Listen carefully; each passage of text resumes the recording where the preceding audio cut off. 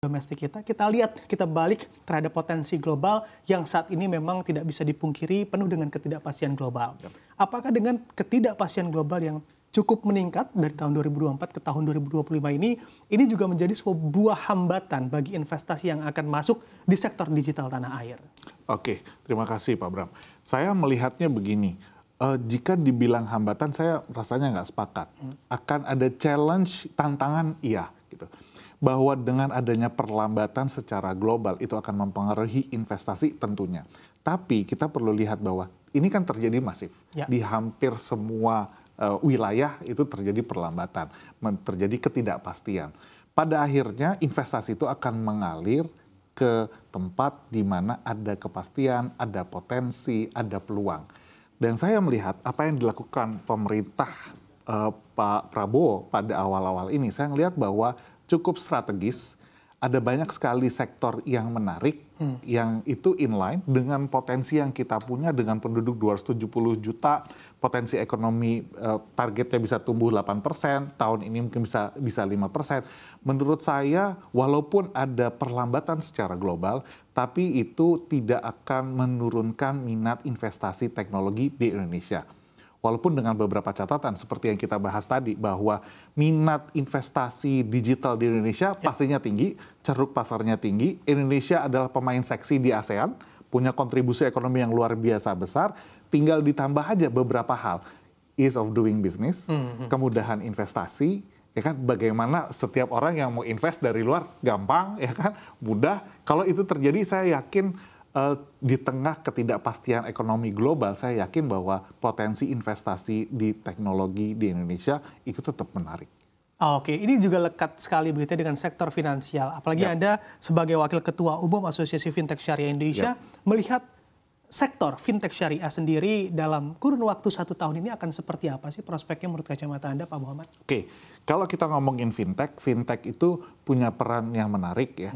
Dia bisa serve market yang unbanked atau market yang memang di luar apa yang selama ini perbankan sudah cover.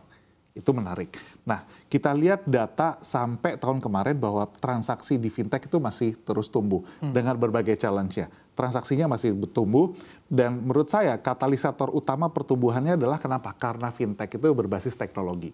Karena berbasis teknologi, maka operasionalnya tentunya lebih efisien, maka kemampuan untuk menjangkau pasarnya itu juga luar biasa.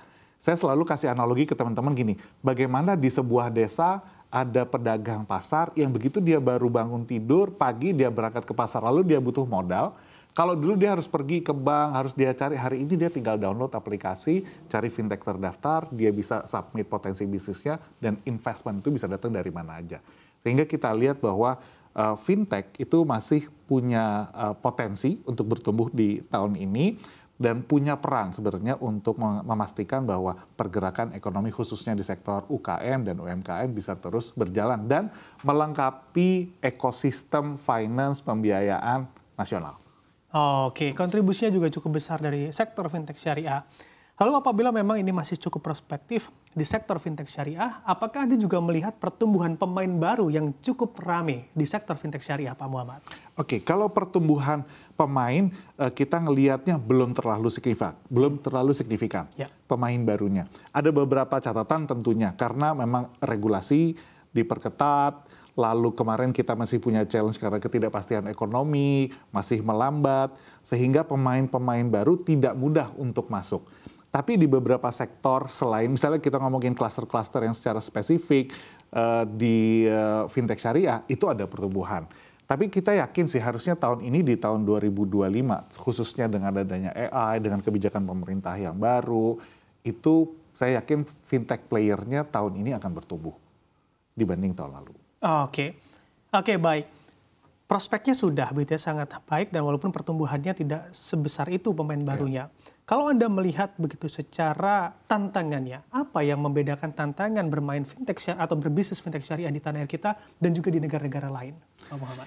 Oke, tantangannya satu literasi. Kita lihat data dari OJK, setiap tahun kita lihat bahwa kita masih punya PR di yang namanya literasi dan inklusi. Literasi terutama. Nah, literasi kita di Asosiasi Fintech Syariah Indonesia ini selalu menjadi program utama. Kenapa? Karena literasi ini yang akan membuka pintu-pintu peluang, kesadaran mereka akan, oh iya ya, ada yang namanya fintech syariah, yang transaksinya win-win, transaksinya transparan, saling menguntungkan, dan bisa membantu ekonomi di UMKM dan UKM. Nah, literasi ini yang kita lakukan di asosiasi, kita lakukan dengan banyak sekali program. Salah satunya, kita hadir ke kampus-kampus saat ini. Kita ngelihat bahwa mahasiswa dan kampus bisa menjadi energi awal untuk mendorong literasi ke masyarakat. Sehingga kita bekerja sama dengan banyak sekali kampus, melakukan workshop, pelatihan, sertifikasi, sehingga mereka bisa aware, bisa memahami bagaimana fintech syariah itu bekerja. Dan juga membuka peluang pemahaman kepada mereka bahwa ini loh ada sektor yang bisa menjadi dan membuka peluang pekerjaan buat mereka, dan buat mereka bisa jadi ladang untuk berinovasi.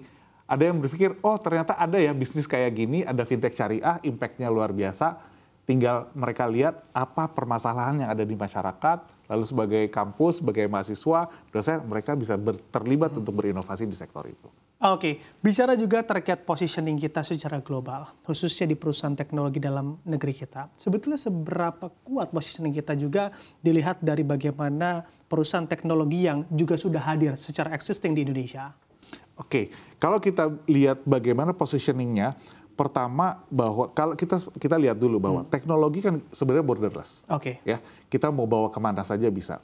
Tapi ada beberapa hal yang konteksnya harus konteks Indonesia.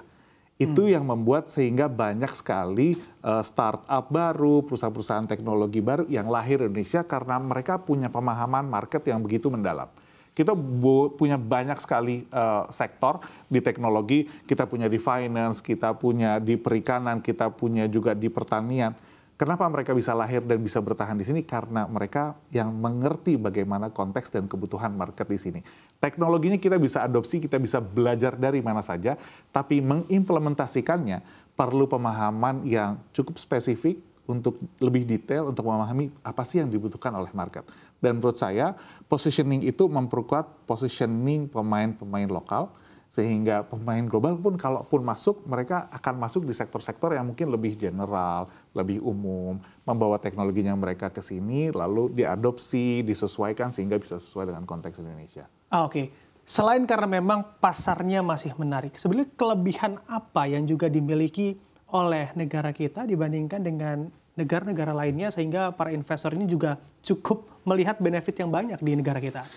Kita negara berkembang. Ya. Dengan 270 juta penduduk lebih, potensi ekonomi kita masih bisa terus bertumbuh. Yang tadinya 5%, sekian, pemerintah punya target 8%. Bayangin ada berapa pertumbuhan kelas menengah. Saat ini kita punya angkatan kerja yang luar biasa tinggi dan mereka akan menjadi pilar-pilar penggerak ekonomi. Pertanyaan selanjutnya adalah siapa yang akan memanfaatkan ini? Ya. Yes, tentunya adalah produk, layanan, services yang fit dengan kebutuhan mereka. Itu yang akan membuat investor luar, pemain-pemain dari luar, itu melihat Indonesia adalah pasar yang menarik, dan mudah-mudahan itu yang akan mendorong pergerakan ekonomi kita ke depan.